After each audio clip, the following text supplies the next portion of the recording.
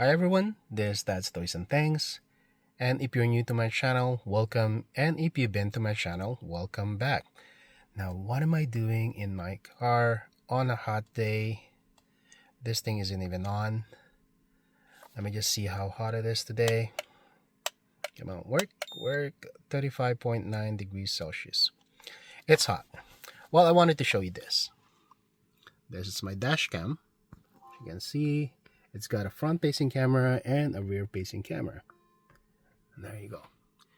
Now, in the past, what I used to run this is a power bank.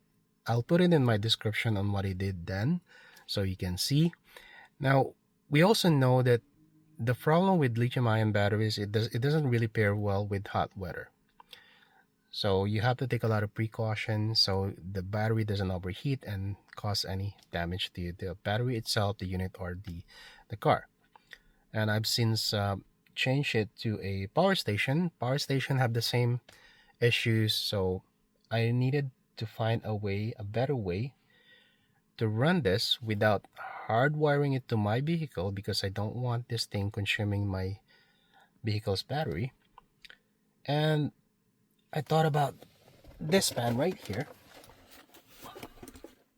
Okay. So I would leave this on my vehicle on a hot day. If let's say we go on a beach or a park, I would just leave this running non-stop. I would leave this for hours and hours, 5 hours, 6 hours, 7 hours. I would come back. It doesn't overheat. It works. It just works. No issues. So I thought about the battery is tested, at least for me, that it can survive the hottest day without causing any issues. So recently I got this, but let me just do something here. I got this Ryobi 150 watts 18 volt power source. Since I already have all the batteries, I just needed the inverter or the unit itself. And the way that it works, you see, is right here. So this thing has two USB ports, one USB-C and USB-A, and I only need the USB-A to power my dash cam. And on top, you got the switch for the USB, you got a switch for the outlet, and light. Let me just see, like, not bad. Not bad at all. It's not a lot of light, but it's light. Now, here, I'm using the same converter that I bought years ago to power my dash cam, as you can see here. And the other good thing about this is this is so small that I could do this. Let me just show you. I could tuck it in underneath, and even on a hot day it's out of the sun, and I could just keep this other one running because I already have it. I don't think I really need it, but you know, because this thing already has a fan on its own. But as you can see, the fan is not running because this thing, let's see, is about 31 degrees. Okay, so fan is not running, it's still okay, and it's powering up my dash cam.